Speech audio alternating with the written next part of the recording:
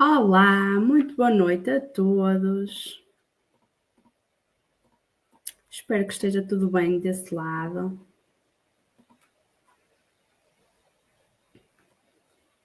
Estamos aqui então para mais um direto. Já sabem que quinzenalmente temos estas nossas conversas com uma das profissionais que colabora connosco no Centro de Nutrição. E se vocês têm acompanhado estes diretos, coloquem aqui no Instagram, nos comentários, se têm gostado. E já agora coloquem se estão a ouvir bem. É sempre bom, não é? Para conseguirem tirar algum proveito das nossas lives. Só para recordar então, para quem nos chega há pouco tempo, eu sou a Filipa, sou responsável pelo atendimento ao cliente aqui do Centro de Nutrição. Por isso, o tema de hoje tem a ver com os rótulos, saber analisar os rótulos. Será que toda a gente sabe analisar rótulos? O que é que se há de ter em conta? O que é que não se deve ter em conta? Vamos só fazer aqui um compassinho de espera, faltam 2 minutinhos. A nutricionista que vai estar connosco hoje é a doutora Amélia.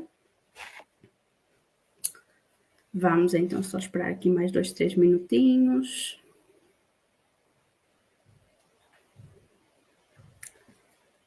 Podem colocar no chat onde nos estão a ver.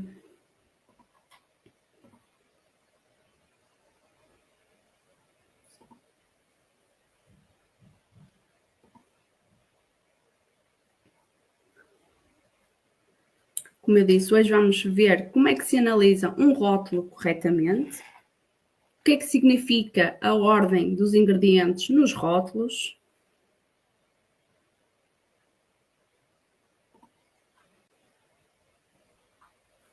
Vão colocando se nos têm acompanhado nestes diretos quinzenalmente. O objetivo, já sabem, é que sejam curtos, diretos ao ponto, para que vocês consigam sair daqui com alguma coisa que consigam colocar em prática no vosso dia-a-dia.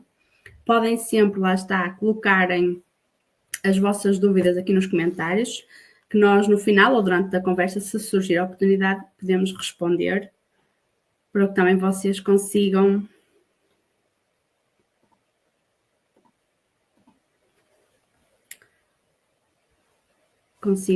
também ter as vossas dúvidas esclarecidas na hora, claro.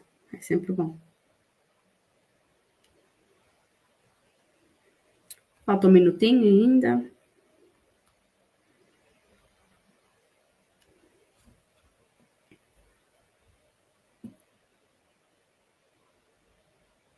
Já temos cá a nossa convidada de hoje, a doutora Amélia.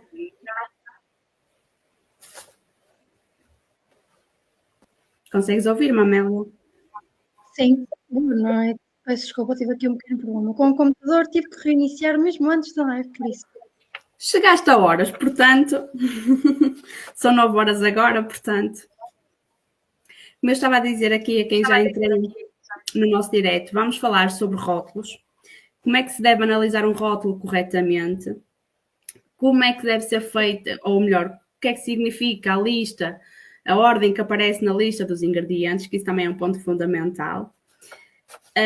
Porque nós hoje em dia, não é, Amélia, estamos sujeitos, ou melhor, surgem-nos tantas oportunidades de sermos enganados pelas próprias embalagens, não é? Os sem açúcares, os Nutri-Score a cor verde, não é? Que é associada supostamente a um alimento saudável. E hoje temos tantos alimentos à nossa disposição, tantas embalagens ditas bonitas, não é? O dito marketing no supermercado, que pronto, pode haver aqui algumas dúvidas como é que se deve ler então um rótulo corretamente. E acho que é importante, antes de passarmos à análise de rótulos, sim, porque nós temos uma parte prática para que vocês puderem acompanhar. Qual é a importância de saber ler e interpretar um rótulo de um alimento corretamente?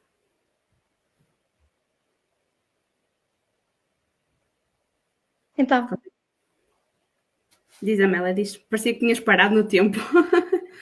não, aconteceu exatamente o mesmo à tua imagem. Eu, pelo menos, vi a tua imagem parada e assumi que também estavas a ter algum problema. Agora, não sei se foi eventualmente a minha internet.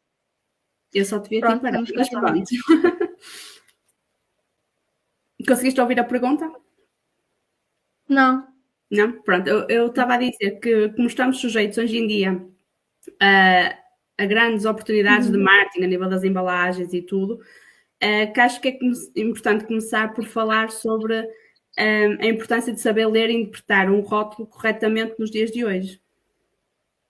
Ok, então assim, como ainda há pouco estavas a dizer e como começaste, hoje em dia não só a questão do marketing e a forma como os alimentos são distribuídos nas prateleiras, porque sim, isto acontece, é propositado, eles não estão nas prateleiras pela ordem que estão, nem organizados da forma que está ao acaso, tudo isto é feito de forma propositada para potenciar a venda e a compra de ditos alimentos.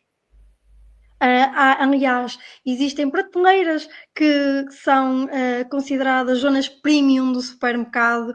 Tudo isto é feito de forma muito pensada e muito propositada, ainda que para o consumidor final possa parecer um bocadinho ao acaso.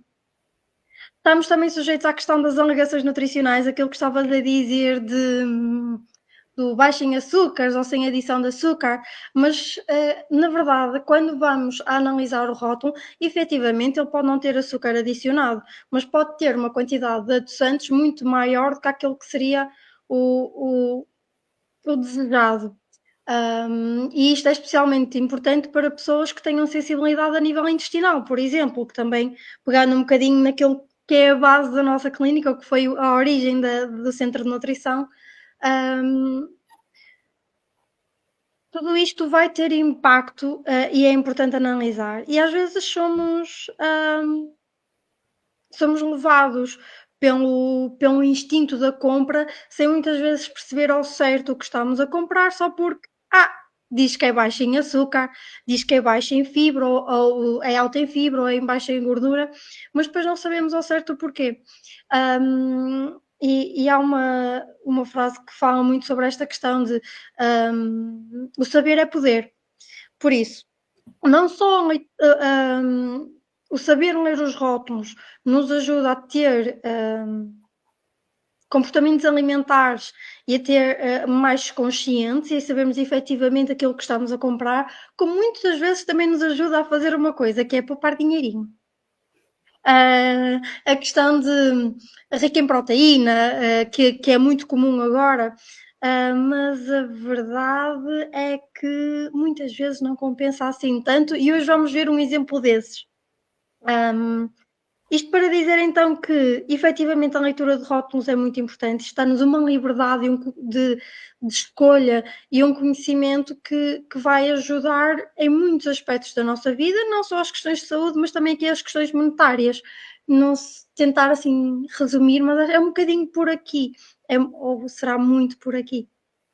Então, o que é preciso observar em primeiro lugar ao analisar um rótulo? Ou seja, para além de ser o que é que deve ser observado em primeiro lugar, que elementos é que uma pessoa deve estar atenta quando vai a pegar numa embalagem e ver se realmente é saudável ou não tão saudável quanto isso?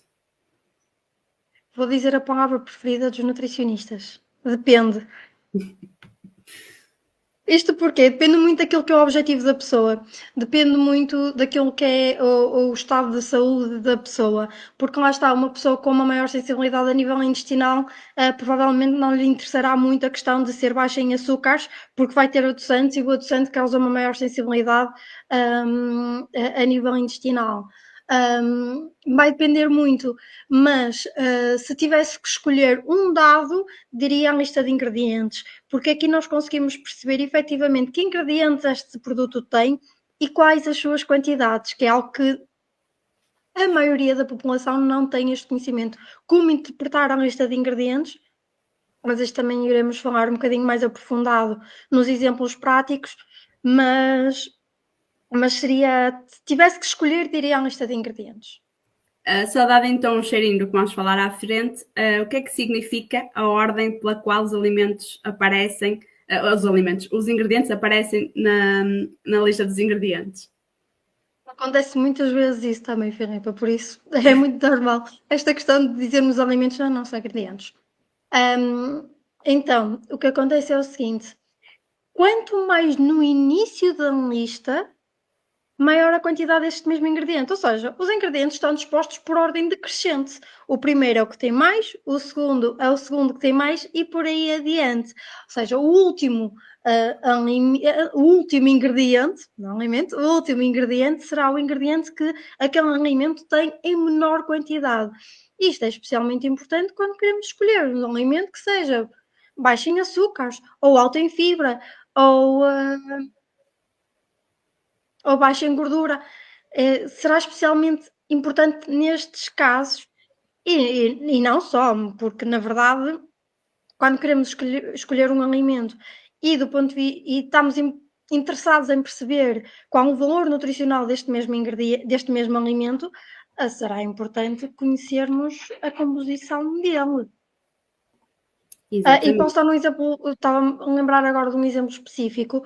Por exemplo, uma pessoa que tem algum tipo de intolerância à lactose, às vezes pode acontecer aquele alimento não ter especificamente leite, mas ter lactose nos ingredientes, ou ser uma pessoa que tem aqui algum nível de sensibilidade ao glúten, mas não ser um alimento que tenha diretamente glúten, mas que possa conter vestígios, e isso pode causar sensibilidade, ou seja, só na lista de ingredientes é que nós vamos conseguir ter atenção a estes pequenos pormenores. Claro que sim. Vamos então passar à parte prática, que Vamos é lá. a parte da análise dos rótulos. Pronto, aqui tem alguns pontos que nós fomos falando agora, não é? Porque é que é importante hoje em dia sabermos analisar um rótulo, o que é que deve ser analisado num rótulo, e isto agora vamos ver mais em concretamente, nomeadamente o valor nutricional e depois a tal lista de ingredientes. Começamos então pelos queijinhos Babybel. Não sei se consegues ver, Amélia. Consigo, sim. Consegues? Pronto. Agora deixo contigo, que és a profissional aqui. Então, no fundo, quando vamos ao mercado neste momento, sendo que levantou-se hoje uma pequena questão em relação ao estar ou não no mercado estes Babybel rico em proteína, que são os pretos. Mas até há pouco tempo existia, agora já não vos consigo confirmar com toda a certeza, mas temos aqui à nossa frente três versões diferentes do queijo da marca Babybel. Temos a versão normal a vermelho, a meio a versão com um teor de gordura mais reduzido, a azul, e temos depois a versão preta que, segundo eles, é rica em proteína. Mas, quando vamos ver a declaração nutricional, conseguimos perceber, comparando o valor proteico de cada um deles, enquanto que o vermelho, dito normal, tem 22 gramas de proteína por cada 100, que são cerca de 4,4 gramas por cada queijinho. Quando vemos a versão magra, em vez de 22 é 25, ou seja, tem um valor proteico superior à versão magra. Por cada queijinho, em vez de ter 4,4, tem 5. Ok, tudo bem. E agora vamos ver o que é rico em proteína. Por cada 100, tem 26. Será que compensa assim tanto estarmos a comprar a versão rica em proteína se por cada 100 gramas tem apenas mais 1 grama de proteína? Muitas vezes são estas pequenas coisas que são importantes nós percebermos. Aqui na questão, no caso do queijinho Babybel, queríamos focar mesmo esta questão do valor proteico. O que acontece com este queijo acontece com muitos outros produtos que se dizem ricos em proteína, mas quando vamos a ver comparativamente à sua versão original ou outra versão, acaba por não fazer assim tanta diferença e muitas vezes, como eu estava a referir há pouco, a questão do valor monetário, que é muito superior, muitas vezes é muito superior à versão normal, mas não traz assim tanto proveito quanto isso. Acho que podemos avançar para a próxima. O meu foco na questão do queijo era mesmo trazer. Deixa-me só referir, Amélia, antes de começarmos a falar das bolachas, se vocês tiverem alguma dúvida, podem deixar nos comentários. Se tiverem algum alimento, pronto, que vocês gostassem de ter uma opinião, entretanto, podem enviar, que se a doutora Amélia souber responder, responderá, senão depois irá investigar e depois dará a resposta. Pronto, Amélia, passando então para a típica e tradicional bolacha Maria. Chamaria, que até há bem pouco tempo existiam casos de pessoas diabéticas às quais eram recomendadas as bolachas Maria, e hoje trazemos-nos aqui a versão tradicional e a versão sem açúcar. Atenção, nós aqui colocámos as marcas, mas a verdade é que isto se aplica no geral, nada em questão aqui às marcas em específico, mas temos uma bolacha Maria tradicional e uma versão baixa em açúcares, segundo eles, sem adição de açúcar. Quando vamos ver a informação nutricional, o valor calórico, estamos a falar de uma diferença aqui nas 25 calorias, não chega a 25, nas 23 calorias por cada 100 gramas. Quando vamos a ver hidratos de carbono, 77,3 na versão normal, 76 na versão sem açúcar. Ok, mas tem mais hidratos de carbono, certo? Tem efetivamente mais hidratos de carbono. Dos quais açúcares, 14,8 versus o inferior a 0,5. Ou seja, efetivamente, na bolacha Maria, sem adição de açúcar, o valor dos hidratos de carbono simples, que são o açúcar, o valor é praticamente inexistente. Mas então, como é que isto acontece? E aqui nós vamos conseguir encontrar a explicação na lista de ingredientes, que é o nosso slide seguinte. Quando analisamos a primeira e puxando um bocadinho para trás, primeiro ingrediente, farinha de trigo, ou seja, tanto num como no outro, a farinha de trigo é o ingrediente em maior quantidade. Enquanto que na primeira, o segundo é açúcar, ou seja, a bolacha Maria, versão tradicional, o segundo ingrediente que mais tem é açúcar. E o terceiro é um óleo de girassol, a seguir será o amido de milho, a seguir será um xarope de glucose-frutose, depois os levedantes, extrato de mal de cevada, leite gordo e por aí fora. Quando vemos a bolacha Maria sem adição de açúcar, o primeiro é a farinha de trigo igualmente, o primeiro integral e depois uma farinha de trigo, e o terceiro é um edulcorante, ou seja, é um adoçante. O que aconteceu aqui? Vamos tirar o açúcar, vamos colocar um adoçante. Sendo que o quarto ingrediente vai ser o óleo de girassol e os seguintes vão ser muito semelhantes. Qual é a diferença entre um e outro? Efetivamente, um não tem adição de açúcar, mas tem adição de adoçante. Há situações em que esta troca faz sentido, há outras que poderá não fazer assim tanto sentido quanto isso. Qual era o objetivo deste produto? Era mesmo mostrar isto. Quando muitas vezes nós temos a alegação que é baixa em açúcares, não quer dizer que não tenha aqui algo a adoçar. Pelo contrário. Em 98% dos produtos, o que acontece é isto: a adição de um adoçante sem valor calórico ou um baixo valor calórico. Podemos passar ao próximo. Sim. As manteigas. O que é que acontece às vezes no mundo das manteigas? Nós aqui temos uma versão normal, uma versão magra da mesma marca e uma segunda marca, a versão normal. Às vezes o que acontece em alguns produtos, e isto acontece tanto na redução de açúcar como na redução de gordura, é que quando nós comparamos a versão magra da versão original do produto, efetivamente há uma redução do teor de gordura ou do teor de açúcar. Mas compararmos com uma versão normal de uma outra marca, mas o mesmo tipo de produto, a versão magra é mais parecida com a versão que é mais parecida com esta deste produto da versão. Deixem-me refazer, que penso que estou a fazer aqui um bocado de confusão. Temos 3 produtos. Um que tem a versão normal, um que tem a versão magra da mesma marca e um segundo produto, versão normal de outra marca. Então, muitas das vezes, a versão do outro produto, do mesmo produto da outra marca, é mais parecida com a versão reduzida do que com a versão original. Isto porque, quando eles alegam ter uma redução do teor de açúcar ou uma redução do teor de gordura, é sempre em comparativamente à versão normal.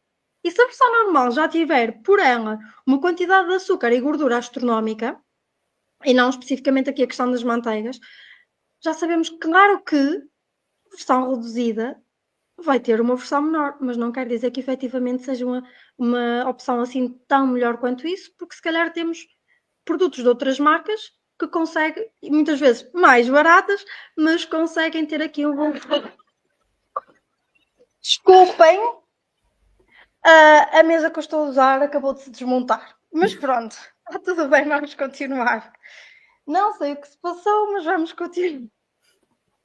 Desculpem, preciso agora de 2 minutos. Claro que sim, Amélia. Pronto, continuando aqui da questão das manteigas. A análise destes produtos vai ser muito semelhante à versão anterior. Por exemplo, aqui na lista de ingredientes, a primeira tem uma nata pasteurizada e o segundo ingrediente é sal, sendo que também temos aqui algumas manteigas sem adição de sal. Ou seja, este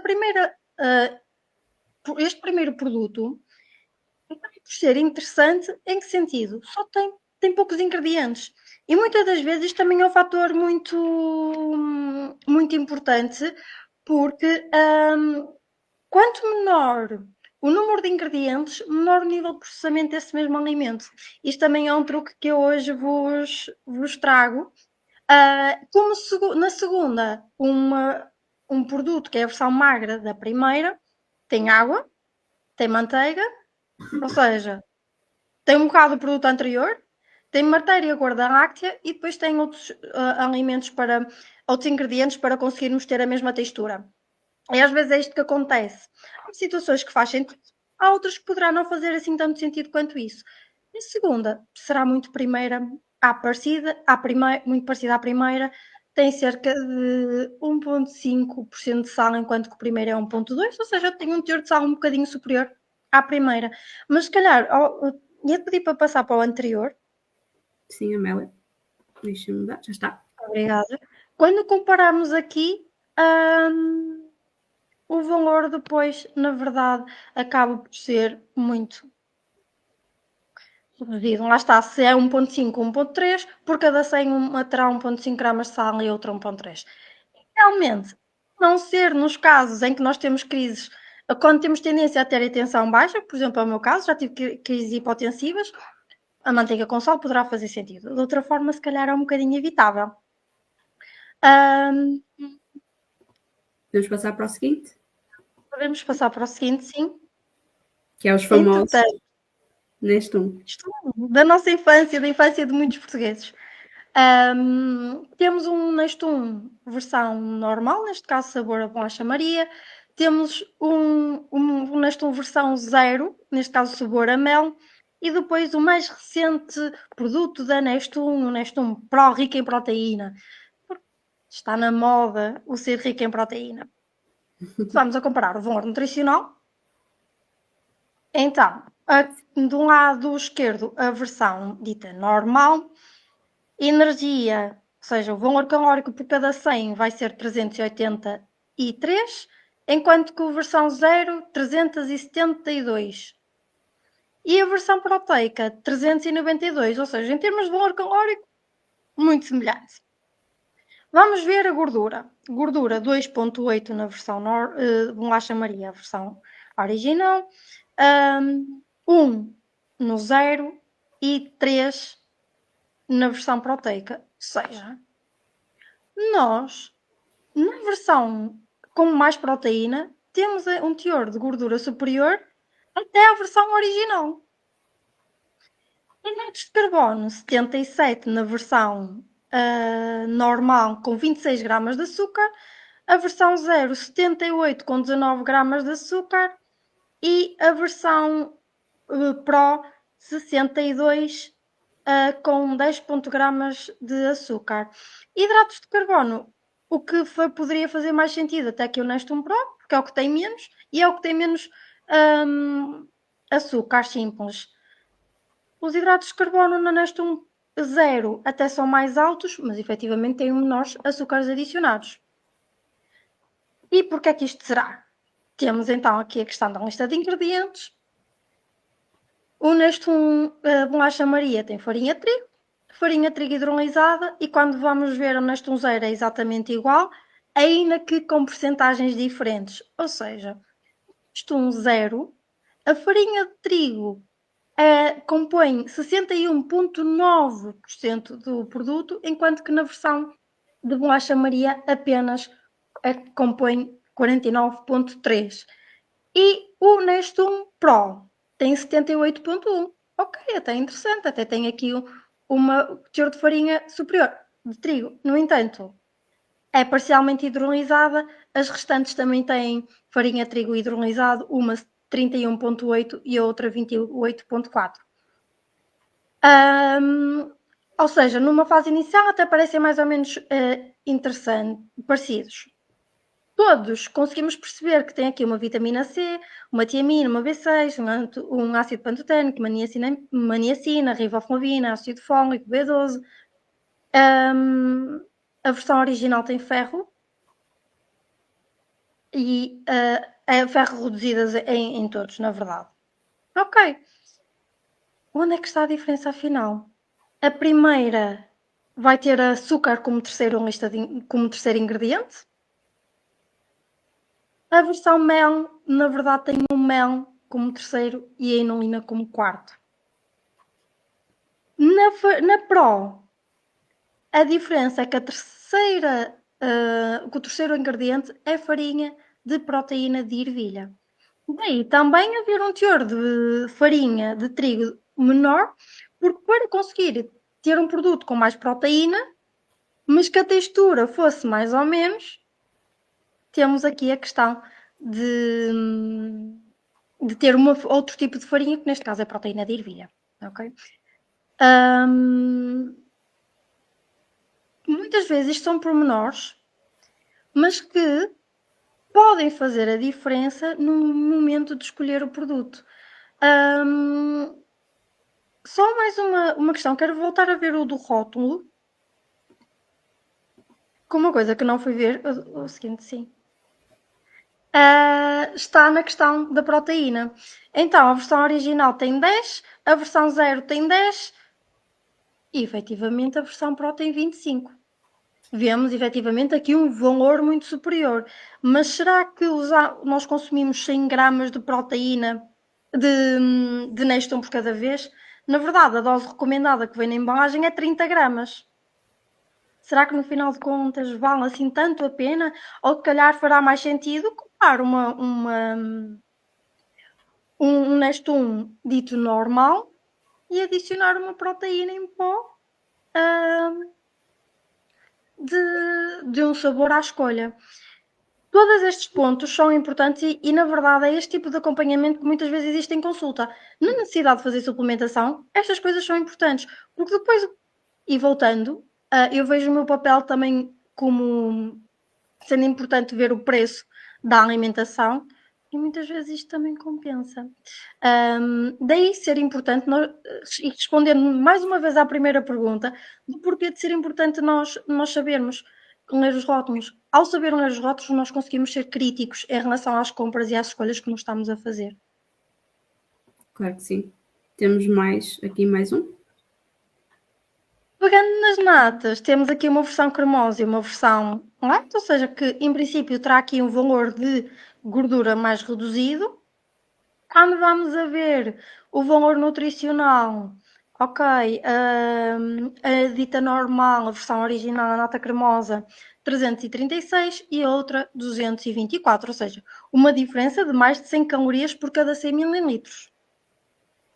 Os lípidos, uma tem 35 e a outra tem 22. Efetivamente, existe aqui um teor de gordura mais reduzido. Nos quais saturados 24,15, um valor já considerável. Hidratos de carbono 3,2, 3,9, ou seja, a diferença não vai ser muito grande. Dos quais açúcar 3, 2,9. Proteína 2, 2,5. No meu verdito, neste caso, faz sentido fazer a compra da versão light. Em termos de lista de ingredientes, nata, um tem 35, outro tem 22, emulsionantes e estabilizadores. Que é uma coisa que também com o qual vamos terminar hoje o nosso direto. Porque, o que é que são estes E's? Porque é que são importantes? Porque é que não são? Sim, Amélia, Eu gosto podes. posso explicar essa parte. Vimos tantos edulcorantes, emulsionantes, isso no fundo tem uma explicação, não é?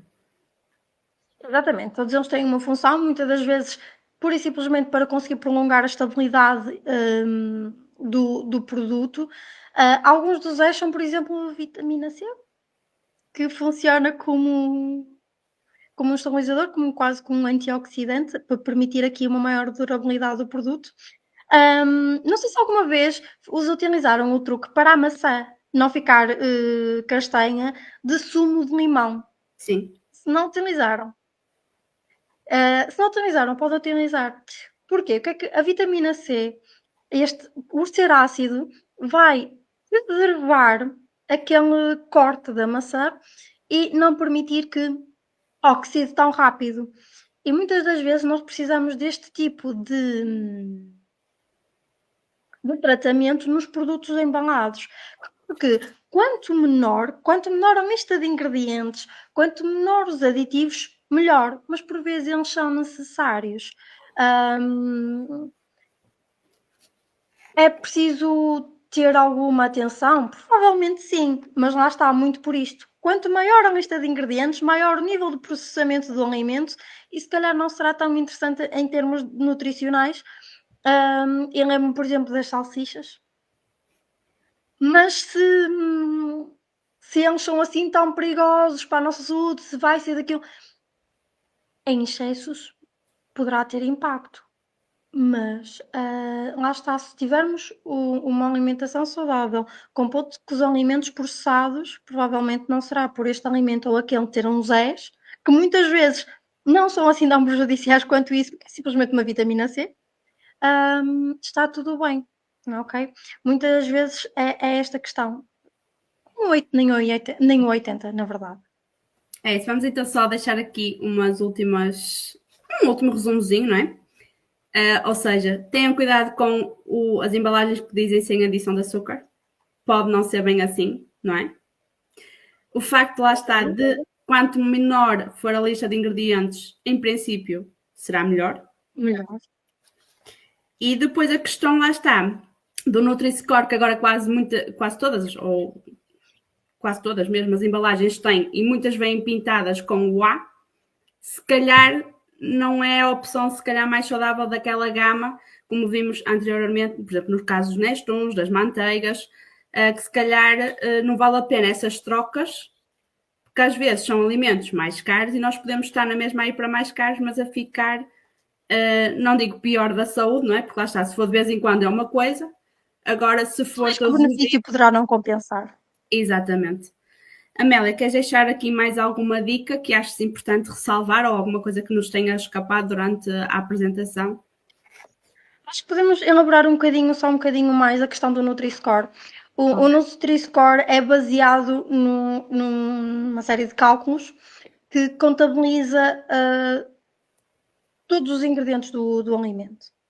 Então, e que vai andando para cima e para baixo no score, conforme a lista de ingredientes e a quantidade de cada um dos ingredientes. Por isso, o que é que vemos a acontecer?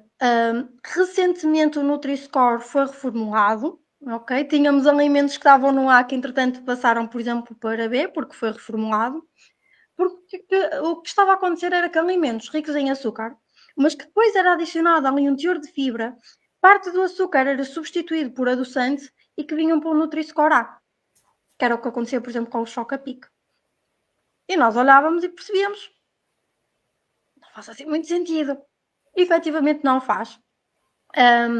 É um caminho ainda longo que está a ser percorrido, lá está, foi reformulado recentemente, e não devemos recorrer a ele de forma exclusiva. Daí ser importante percebermos como é que se faz a leitura do rótulo para efetivamente fazermos escolhas mais acertadas e não apenas com uma letra do abecedário que está reduzida de A a D, que diminui muito aquilo que é o alimento em si. Porque, por exemplo, uma compota caseira, por ter um teor de açúcar tão alto, não será um A. Mas se calhar é preferível uma compota caseira a outro produto que é adicionado, que para colocar num pão ou numas tostas, mas só porque é adoçante, não tem tanto açúcar e depois até adicionaram algumas vitaminas. Ok, Sim, não é é a muito mesma esta coisa. questão que quero passar.